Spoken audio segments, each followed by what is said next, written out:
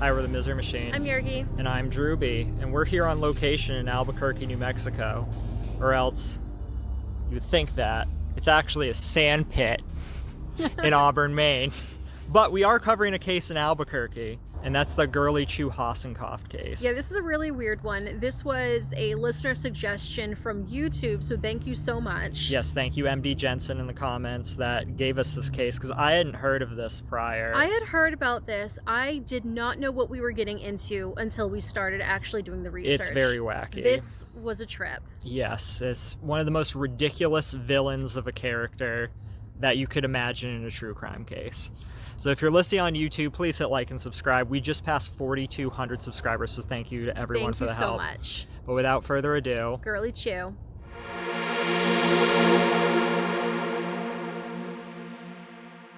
Gurley Chew was born on August 27, 1963, in the Southeast Asian country of Malaysia. During a trip to the United States in the early 1990s, she met a man by the name of Dyson Hassenkopf while visiting SeaWorld. So the two hit it off, and they began to write letters back and forth to one another, kind of like pen pals. Gurley moved to the U.S. and married Dyson in 1992. Apparently, he gave her an engagement ring that was over $7,500, and that's back in 90s money. And they were married after she had already been here for only 2 weeks. So some conflicting reports claim this all happened in 1993, but most of the sources I found said 1992. So the couple resided on the 3900 block of Moon Street in Albuquerque, New Mexico, where Gurley was employed as a bank teller at the Bank of New Mexico. But it was not a happy marriage. So in January of 1999, Gurley moved out of the couple's home and relocated to an apartment in the 8400 block of Spain Road and filed for divorce after Dyson had threatened to kill her. She knew that Dyson was unfaithful during the course of their marriage, and Gurley told authorities that Dyson became enraged when she confronted his previous girlfriend, and that girlfriend decided to end their affair. So this was a girl that worked at Supercuts that Gurley went in and informed her what had happened. My understanding is that the mistress kept Gurley's statement to herself and her identity anonymous, but Dyson still figured it out and physically assaulted her. So after all this, Gurley told a coworker and an FBI agent who was investigating Dyson's exploits that he had repeatedly threatened to kill her. She told her coworker to contact authorities and ask them to investigate Dyson if anything happened to her. I believe her exact words were, "If anything happens to me, Dyson killed me." Gurley said that she suspected he had smashed her car's windshield on 2 occasions after she moved out of their house. She began taking karate lessons, some say it's boxing lessons, for self-defense. And yes, you did hear correctly, an FBI agent who was investigating Dyson. Because this wasn't just any old domestic abuse case, as horrible as that was, but Dyson, a very well-known con man. So it should be noted that this case is extremely confusing based on all of Dyson's different schemes, all of the different stories and cast of characters that go along with this. His many mistresses. And it seems like anytime you try to research this, whether you're looking at news articles, other podcasts, books, just different information pertaining to this case, it's all just a little bit different. So there's a really good book out there called September Sacrifice by Mark Horner. This gentleman got into very, very great detail about the case. So if you want to learn more about this, I highly recommend checking this book out. Yeah, he spent years piecing through information, and there is a lot of varied things. So that book goes far more into depth from what I understand. But with that out of the way. So Dyson Hassenkopf wasn't Dyson Hassenkopf. He was actually born to Armand Chavez in Houston, Texas on March 5th of 1965, and he had an extensive history, as Drewby said, as a con artist. It is said that in high school he sustained a severe head injury, ended up with a TBI. Some said he became a sociopath, and his half-brother actually claims that the entire Chavez family was extremely manipulative. Perfect storm of things, it sounds like. Right, so you got a manipulative person, sociopathy, injury. Yes. He claimed to be a former CIA scientist and also a medical doctor. He falsely claimed that he was a thoracic surgeon with degrees from the University of Tokyo, Stanford, and Cornell Medical College, but in reality, he was expelled from medical school. Other sources have actually stated he didn't get in at all. He had an undergraduate's degree, but when he actually tried to get into medical school, everybody turned him down. That's what I read too. And he couldn't handle it. He just freaked out that nobody wanted him. So now you have somebody also with a superiority complex and is wondering why no one will listen to him and why nobody wants him. Following all of this, he ended up changing his name to Diazin Hassenkopf from Armin Chavez, and he ended up marrying Gurley Chu. Around this time as well, he ended up at UC Berkeley, and he went and told his professor, Charles Grissom, that his wife and child had died in a car crash.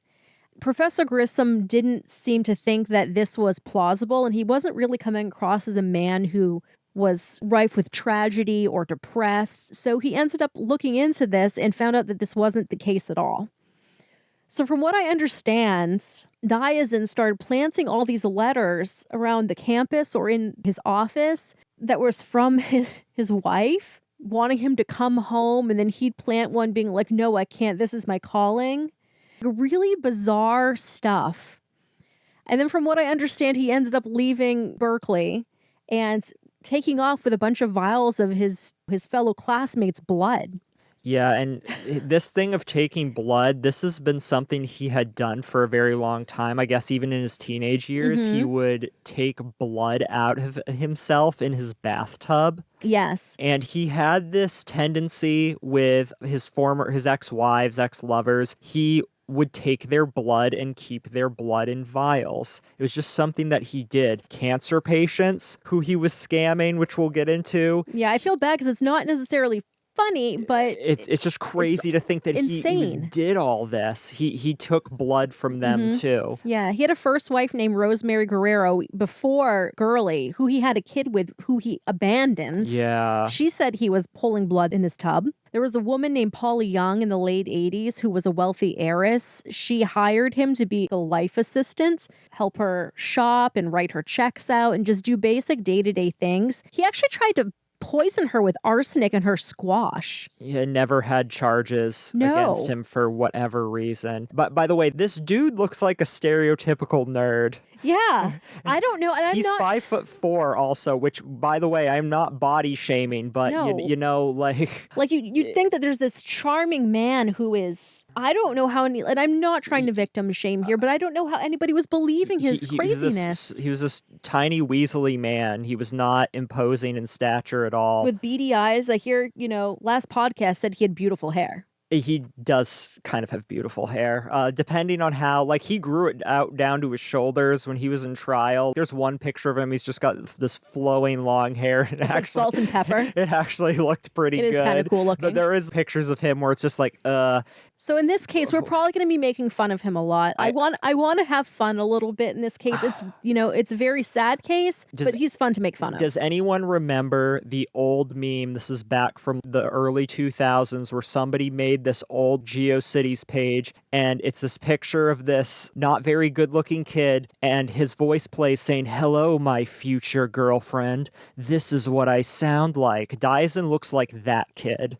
He sounds like that kid. He sounds very weaselly. Yes. I'm going to try to find some of the court interviews so we can hear him. Oh my God. We can play it midway through the episode. He gives that final boss at the end of the video game speech before you fight him. Just weird stuff. Talking about his weird name, this Diazin Hassenkopf, well, he decided this was some sort of hybrid Japanese-German name, and he picked them because he felt like he was the master race. Yeah, he thought that Germans and Japanese together were the absolute master race, which I don't see the Japanese in this name at all, but anyway. Yeah, I can see German, I guess, but there's nothing Japanese about this name.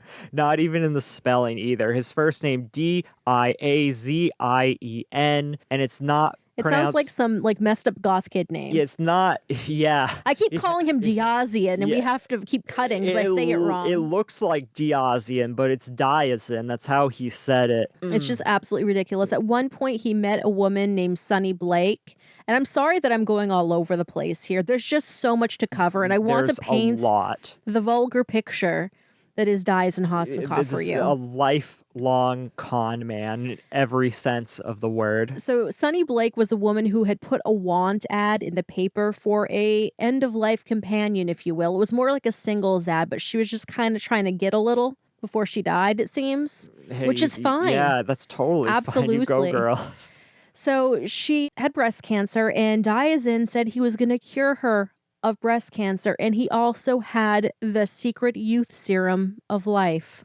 And his youth serum was his own blood that he put in her body. Yeah. I think I read that he claimed that he was part of some sort of genetic experiment, and he himself was the living embodiment of the fountain of youth. Yeah, he said shit like this, and people bought it. So apparently what I understand about him is that he would suss you out real quickly to figure out if you were somebody he could scam. And he'd walk up to you and he'd put out his feelers. He'd say something ridiculous and see if you'd call him on it or see if you'd get suspicious of that. And right away, if you were like, what? He would just walk away. He would just up and walk away without another word. Mm-hmm. But if you bid on it, he would just keep it going. And as soon as he thought that somebody was gullible, and again, not to victim shame, but he went after people who were more gullible or who were into conspiracy theories or just really wanted to believe what he was putting out there. So Sunny Blake actually went to a real doctor who gave her like 6 months to live. Apparently her breasts ended up enlarging from being infected because she wasn't seeking any actual treatment. Yeah. And by the time that she had died in 1996, Hasenkopf bilked her out of $500,000. And that's 90s money. It's so disgusting. I mean, I assume that she was terminal, but with breast cancer, you just wonder, could her life have been saved had she not, pursued this? Maybe got a mastectomy, because sometimes that does help. If she actually went through some sort of proven treatment, could she be better right now? It's hard to say because cancer treatment, especially around breast cancer, has come a long way since 1995. Yeah. So who knows based on maybe how far along she was at this point. But Sunny was not the only woman he did this to. He had many people he was doing this to around the country. He said he had a cancer cure, was injecting them, and really it was just vitamin B6. Yeah, his blood or vitamin B6 were the combination of both. Yeah, and we said he, had stated he had invented a youth serum, but he was also telling people he was over 2,000 years old. Yeah, he was 2,000 years old, and he invented the youth serum. Like, so many different ridiculous claims, and we laugh because who would believe this, but people did believe this. Hundreds of thousands of dollars he swindled from poor cancer patients peddling this cancer cure. And we only have Sunny Blake's name, but I would not be shocked if other people died because of this. And one thing I want to touch on, we forgot to talk about it when we were talking about when Gurley moved out. He actually had strangled her out in their front yard, and an old man had to come break it up. It was actually a very terrifying thing. He was a small man, but he did assault Gurley very frequently. She was a very little woman. Yeah, she was 5 feet tall and like 95 pounds. Yeah, she was 5'1", 95 pounds, whereas Hasenkopf was 5'4". I'm not sure how much he weighed. I'm sure he was just of average build. Yeah. Usually people like this are just swindlers and con men, but he was very physically violent as well with her.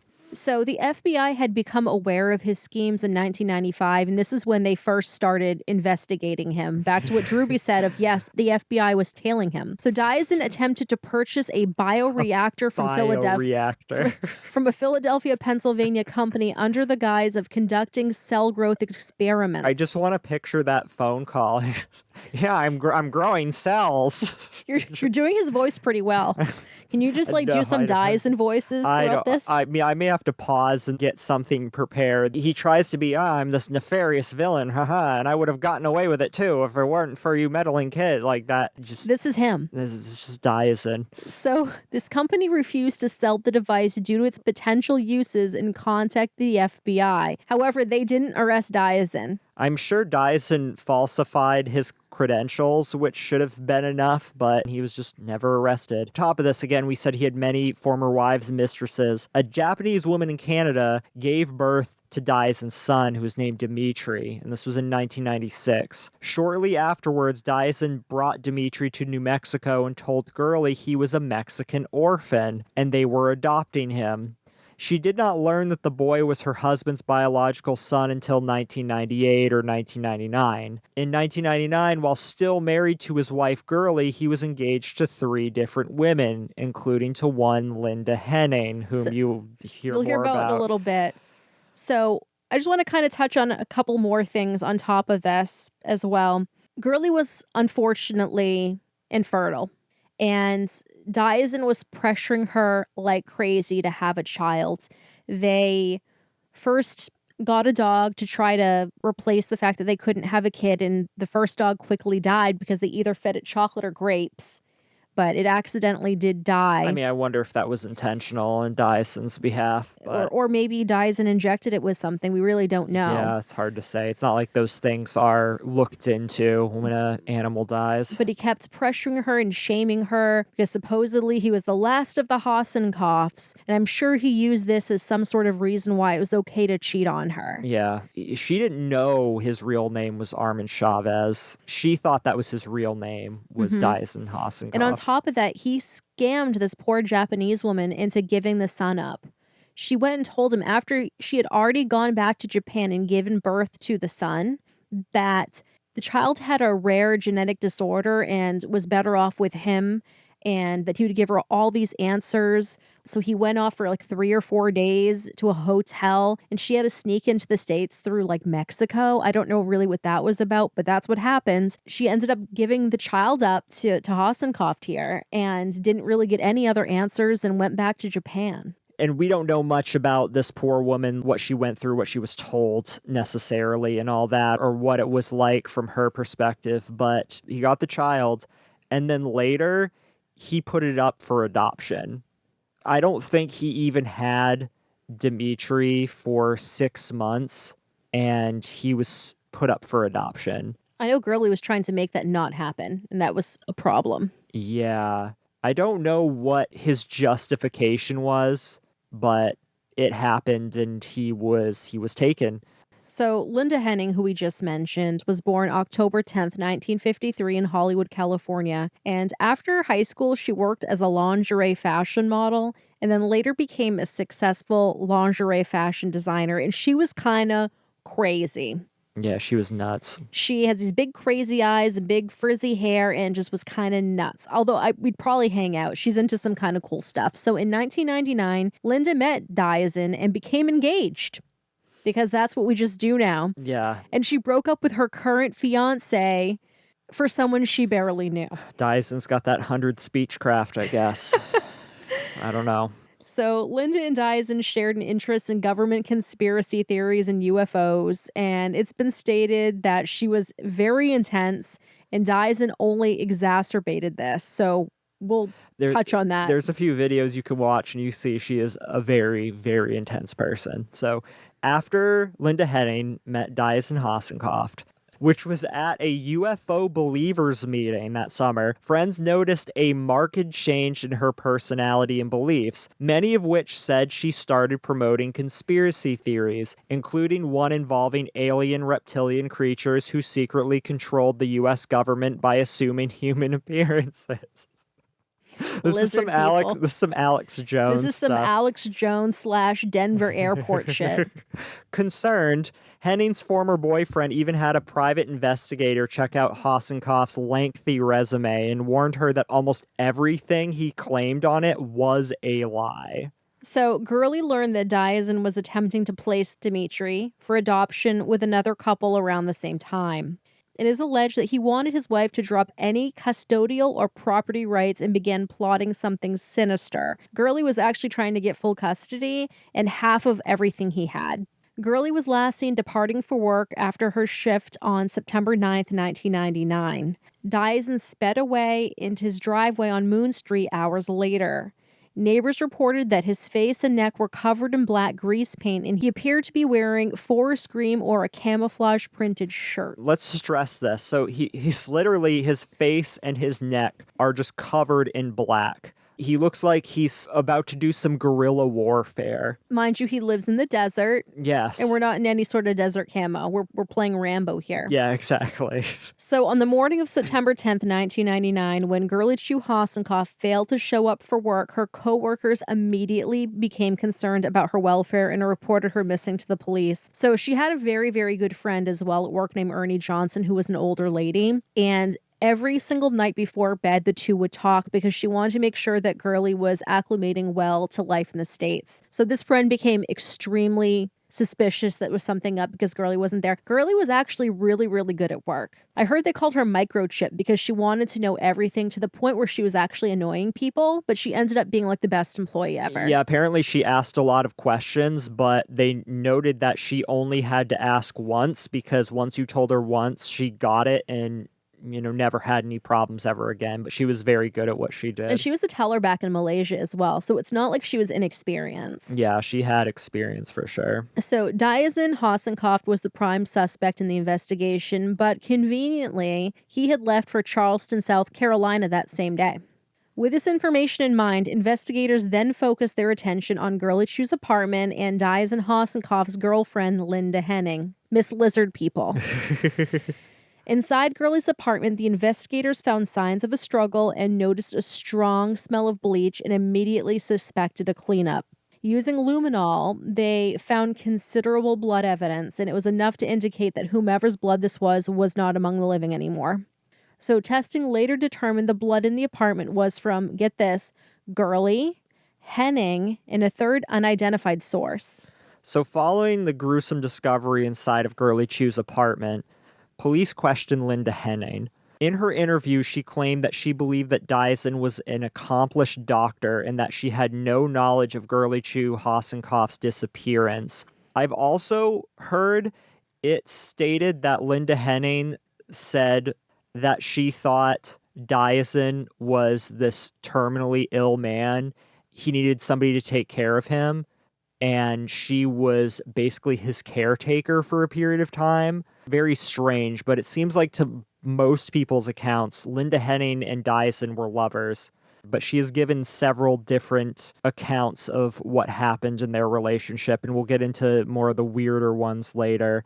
She later stated to investigative grand jury that she didn't even know Diazin's missing wife, but police were able to prove this was a lie because investigators showed that Linda had banked at the branch where Girlie worked and that Girlie had been Linda's teller on at least one occasion. Linda Henning was charged with perjury for lying to the grand jury in October of 1999. I don't know, like if she really didn't know Girlie Chu and just was a person that went to the bank occasionally, I think it's reasonable to suspect that she didn't know her if she really didn't know her and she was really telling the truth. Yeah, I mean, I only used to go into the bank regularly when I lived in Seattle, and I didn't remember any of my tellers. I didn't know anything. I was just there to do my banking and get out. Like, especially if they were having some sort of secret relationship like he was having with everybody, and if she didn't even know Girlie. Yeah. Like, how would she even know that? Also, inside of Linda Henning's home, they recovered they put it down as a ninja sword, okay? I'm assuming this was a wakizashi or a chokudo, but a lot of people put it as a katana. A katana is not a ninja sword. It's more of a samurai sword, isn't it? It is a samurai sword. I know someone who killed someone with a samurai sword. You do? Yeah. Beheaded them. What? Yes! Mr. Gurney. I thought he shot her with a shotgun. No. Oh. No, this is another case we have to get into at one point. Yeah, because Yergi knows all these people who've murdered people and somehow never been murdered herself.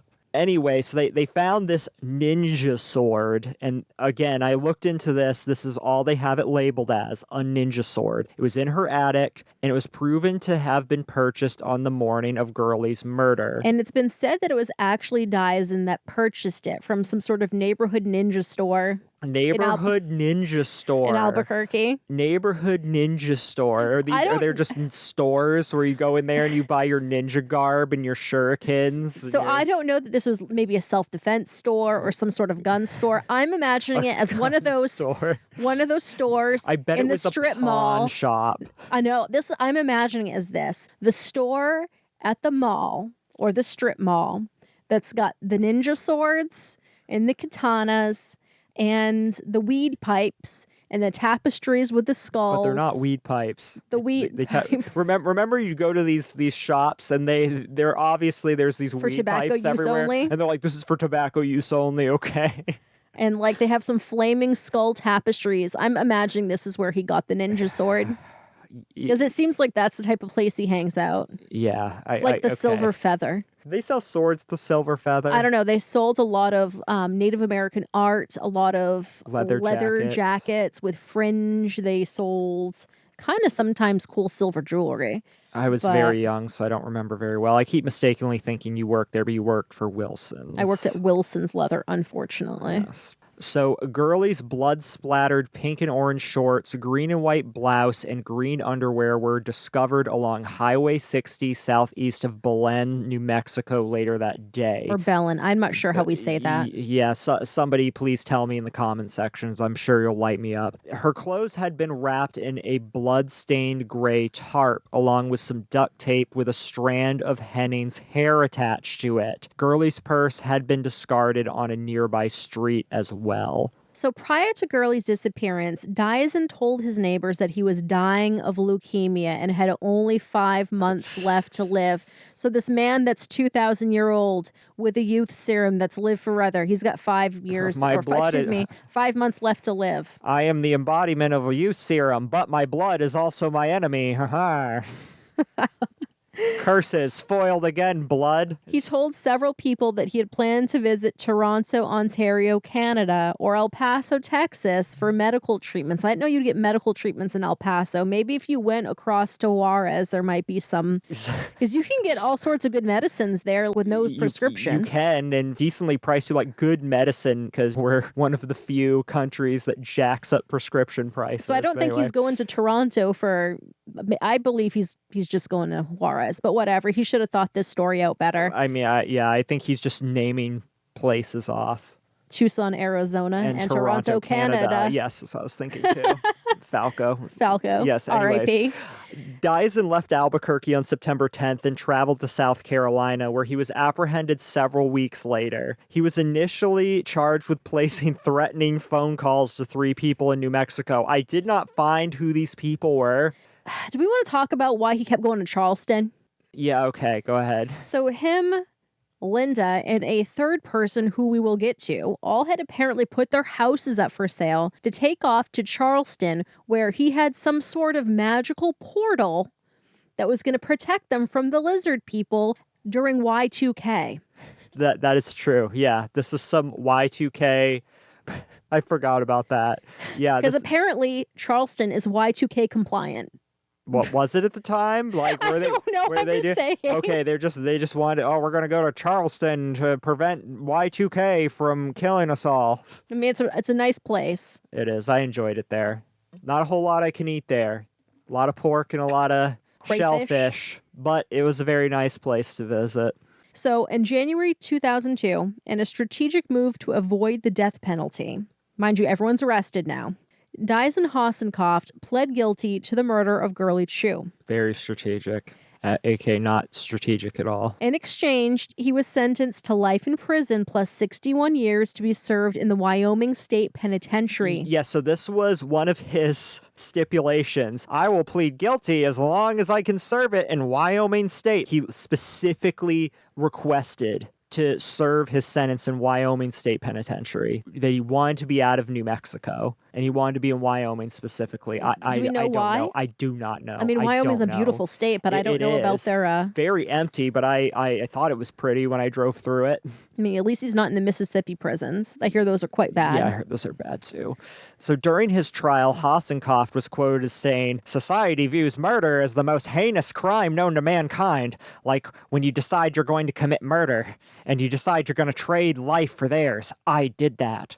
She knew she was going to be hunted like the dog she was, and yes, she ran like a scared rabbit in an open field. She knew. You did that freaking perfect. I mean, I don't know. I think it was okay. And I should mention that this wasn't his trial. This was during Linda Henning's trial. And why would he have to give testimony during Linda Henning's trial? Well, the defense thought it was a good idea to put him on the stand, which we'll get to. Linda Henning's murder trial began in September of 2002, more than 3 years after Girlie Chu Hossenkoff's disappearance. And surprise, Y2K didn't happen. No, it didn't happen. We're all here, and the lizard people didn't eat them. Yes. So she was the first woman in New Mexico history to face capital punishment. And Linda's friends believed that she had been brainwashed and drugged by diazin.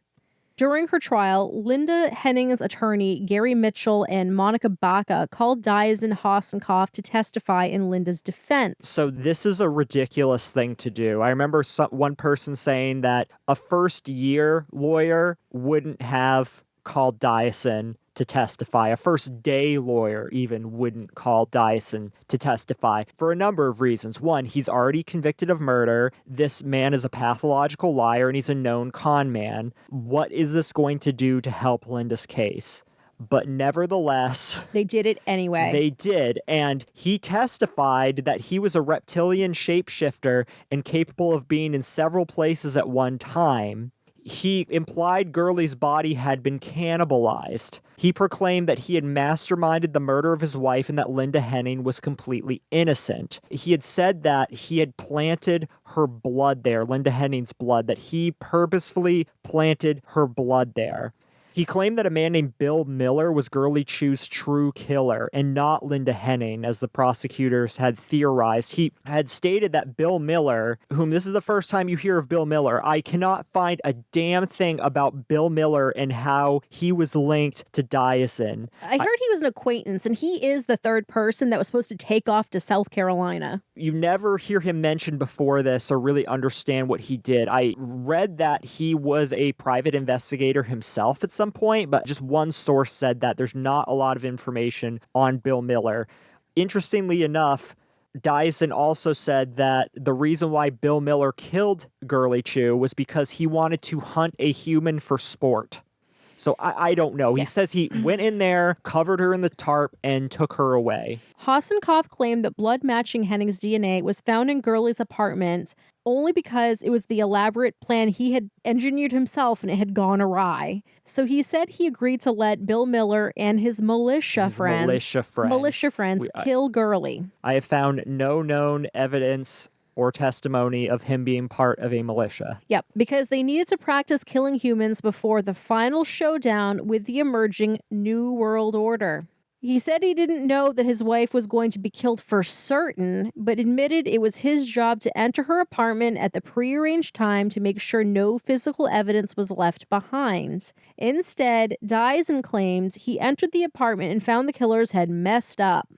Blood he presumed to be Girlie's was evident, and he had to do something about it. So he stated that he drove frantically back to his own apartment in Henning's car, which he had borrowed earlier, for a refrigerated vial of an unidentified woman's blood with the intention of planting it in his wife's apartment to throw off investigators. Often posing as a physician, which he is not, Hossenkoff has allegedly stored many people's blood as part of his research. Which is true. His fridge was allegedly full of blood. Yes, he claimed he thought that if he diluted blood from his refrigerator with acid and bleach, police would only be able to conclude that there was blood from two women in Girlie Chu's apartment, but criminalists would not be able to sequence the DNA. Okay, now you got to do it because we got some quotes here.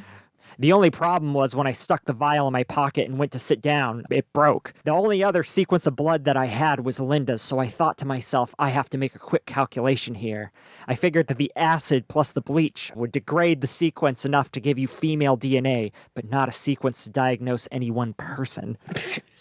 I hope you have in here when he said his final words about, "You will kill my victim for me." Do you have that here? No, you don't. I don't. We're going to have to find that. We can pause real quick, I guess, and try to find it. But if not, I'll just recite it from memory because his last words on the stand are just absolutely hilarious. Society views murder as the most heinous crime known to mankind. But when you decide you're going to commit murder, you decide that you're going to trade your life for theirs. I did that. She knew that you were looking for her, and she knew she was going to be hunted like the dog she was. And yes, she knew, like a scared rabbit in an open field, she knew. So Bill Miller had been charged in the investigation, but with only 5 counts of tampering with the evidence. Regarding Linda's blood found in Gurley's apartment, Dyson had claimed that he had planted the blood there, as we know. Even though Dyson testified that he planted Linda's blood in an effort to confuse investigators, Linda's attorney believed that Dyson meant to frame Linda for the crime. On October 25th, 2002, Linda Henning was found guilty of first-degree murder. She was also convicted of kidnapping, conspiracy to kidnap, tampering with evidence, and 4 counts of perjury. Due to the special circumstances of felony murder and kidnapping, Linda faced the death penalty. So when I first saw this, I was a little surprised. But there's other things that were there. So apparently, Linda owns 6 cats, and some of her cat hairs, like hair from her cats, was found in Gurley's apartment. I can explain that. So think about it. If you have a girlfriend that has 6 cats, there's going to be cat hair all over you. It is possible that Dyson took them as well. Either intentionally or accidentally. I heard she also made some weird, bizarre claims that she was some sort of vampire cat girl. She claimed that she was some sort of alien cat or something. She talked about how when her and Dyson had sex, it was so animalistic that they both would transform into cats, and she even opened her mouth to show where her fangs would come out. My first instinct here was that Linda Henning was innocent. I am still not sure right now, but she is definitely She's something. She's a person that clearly seems to have some sort of mental illness and very gullible. Now, that doesn't mean she committed murder.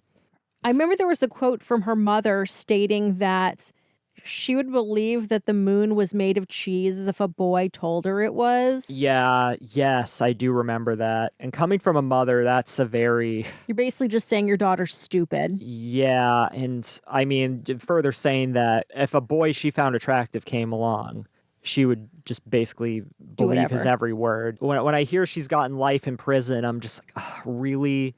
And there's this talk that there was some lab testing and things like that that wasn't actually processed or was processed incorrectly. There's some controversy around it. And I think a lot of people just don't care because here's this really crazy woman saying these things and people are like, just sink her. And I guess when they put Dyson on the stand to defend her, the jury was basically sold at that point. The one other thing that I just remembered that I will say against Linda in this case is there were some letters intercepted between Dyson and Linda while he was incarcerated, talking about how he would willingly lie on the stand for her and how he was going to do anything to make sure she was a free woman or something like that. And I'm sure that didn't help things any. You know, maybe that's damning evidence. I don't know.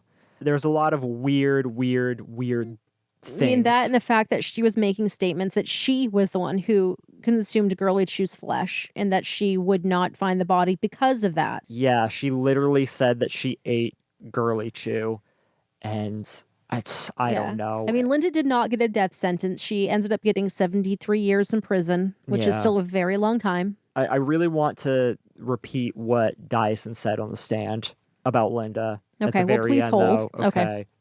Okay, I cannot find it. I spent like the past 15 minutes sifting through so many news clips, but he basically said, go ahead, kill her. You'll be killing my victim for me or something like that. Like, acting like he wanted to kill Linda all along in this. It's just absolutely ridiculous. So Bill Miller, this random person that we've now inserted into the story, and again, this is all the information we have. Bill Miller received 1 year of probation for tampering with evidence, I guess. In 2010, Linda's perjury convictions were overturned by the New Mexico Supreme Court. However, all of her other convictions and her sentence were affirmed. So basically it was overturned for no reason because she's still doing life in prison. As far as Bill Miller's concerned, his lawyer has outright said, we know where Girly Chew's body is, and we're not going to say anything until 3 years from now. Because apparently, in New Mexico, you have a statute of limitations of only 3 years in this case.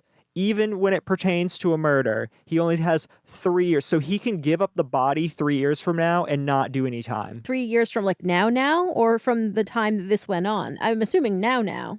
God damn, that's a good question. I was looking at old newsreels where they were saying this. So that had to have been back then. So it's had to be over with by now. And still to this day, I They guess. don't know where her body is. Yeah, they don't know where her body is. So I guess. Maybe they're just like talking trash. Yeah, maybe. Yeah, I was thinking of this. This just happened not long ago. But yeah, the time has passed. So it's just crazy that that was said. Imagine just having your lawyer put that out just to screw with somebody. Just makes no sense. This adds to how weird this case is. So in 2020, Dyson asked a judge to vacate a sentence. In more than 400 pages, he makes claims and provides pages of interviews and evidence. The biggest claims are that his sentence was illegal, and he was denied due process because of a collusion. His attorneys failed at their jobs, and he was forced into his plea deal despite admitting to so many things on the stand. Hassenkoff claims prosecutors were colluding with Albuquerque police to hide evidence that would have exonerated him and Linda Henning. So I don't know what happened with this. All I know is I watched when this hit the news, and his lawyer was asking for a 6 months extension to provide evidence of this, I guess. I think they needed 6 months just to get this insanity in order. And I'm excited to see what they are going to uncover. His lawyer literally said, because the judge said, well, I can give that to you, but is 6 months really necessary? And he said, it is, Your Honor. I don't want to go into this, but it involves global connections. He literally said, here's this straight-faced lawyer saying global connections. How can you be a lawyer? You have to be the best actor in the world to be able to do this and keep a straight face defending this dude. Well, money will make you do things. I would be cracking up, and I'm so sorry. I'm so sorry because this is an awful murder case. This is terrible. I'm not laughing because of Girly Chew, the poor woman. I feel so terrible. It's just domestic violence is never okay, but this not at all. This Dyson freaking nuts. Seems like he's out of a comic book. This is a comic book villain personified. And that's what's ridiculous, that anyone can take him seriously. He still has not given up the location of Girly Chew's remains. Authorities believe Girly's body is probably within Socorro County, possibly along US 60 near Datil. I don't know how to say that word, but I'm assuming out in the desert. If you're thinking, oh, well, why don't they just send a search party? By now they would have found it. Well, this is the desert. A lot of people go missing and are never found in New Mexico and Arizona. And you just deteriorate because the elements in the desert very quickly. And there's so many animals out there that will eat you. They'd be lucky to find bones. Let's just put it that way. They'd be lucky to find bones. Like really dependent on the conditions, you're either going to be, there's not going to be much of you left very quickly, or you'll end up a mummy. It's very likely that Girly Chew's body will never be found. I don't think so. And that's really sad. That's very tragic. Amidst all the funny, wacky things about Dyson, Linda Henning, at the end of the day, Girly Chew is a victim of domestic violence. Mm-hmm. And to kind of clear up some stuff as well, a lot of people have covered this and said she was a mail order bride. She was not. Yeah, exactly. She's not a mail order bride. I mean, that stereotype is, kind of racist in this case, applying it to Girly Chew, but she was not a mail order bride. And she was visiting here. She met him. She fell in love with him.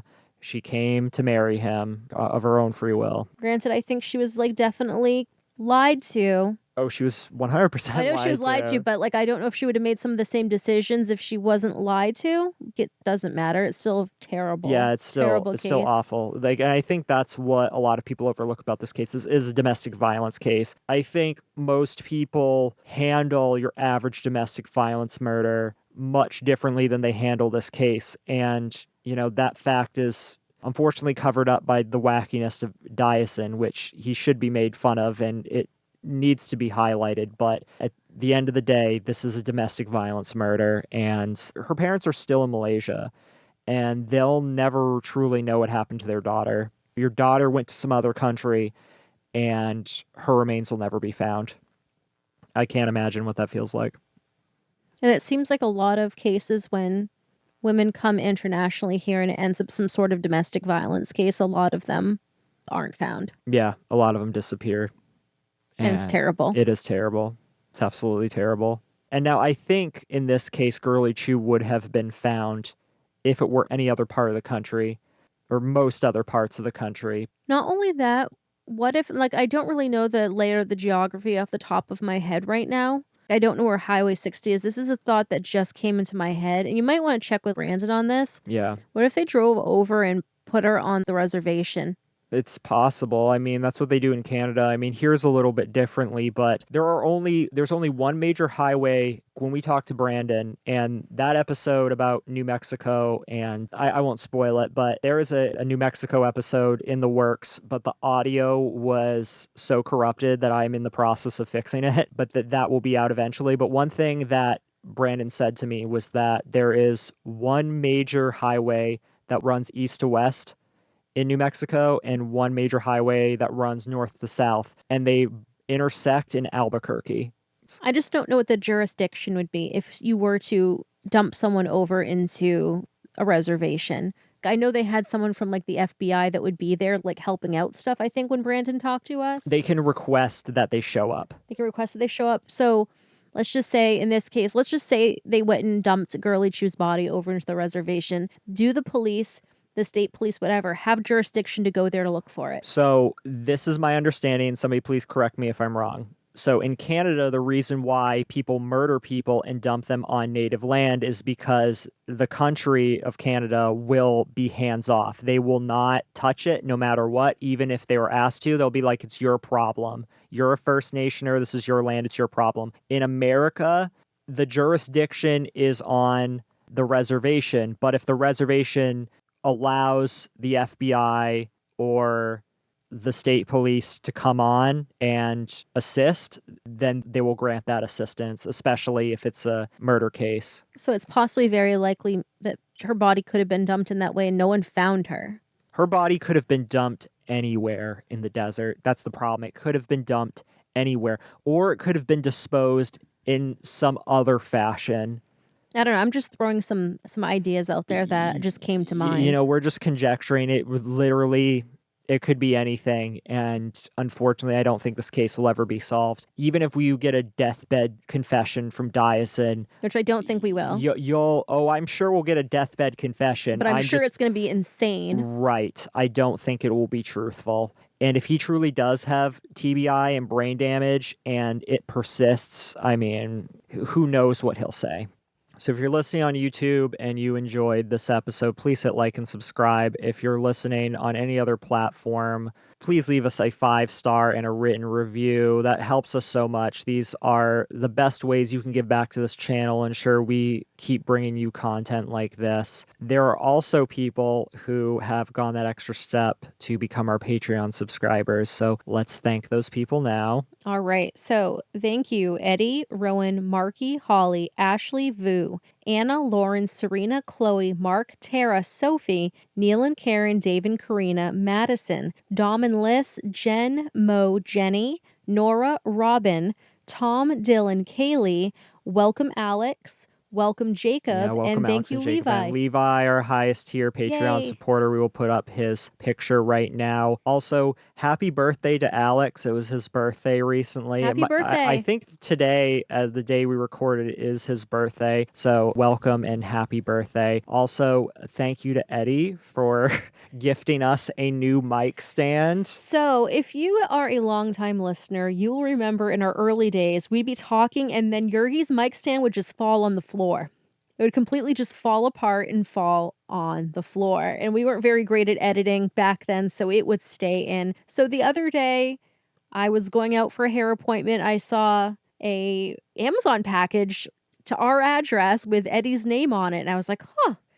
So we open it up and there's this lovely new mic stand and it has like an attachment to put a camera or a phone. So we're going to go ahead and hook that up and maybe we will have some bonus footage soon behind the scenes of what we're doing here recorded on my phone. Yeah, we'll have to figure it out because I want to do more of that. I mean, eventually I want us to have, a camera on each of us and make this like a true video podcast, but We'll see. But either way, thank you so much, Eddie. This Yes, this it was helps very, very sweet of you. so much because Yergi has had a busted mic stand for a very long, the bulk of this podcast's life. So Yeah, it's been a very, very interesting week as well. I also got a package from Serena in the mail. Thank you, Serena. yes, thank you, And Serena. it had a spell bottle in it to ward against bullshit, and I definitely have needed that lately.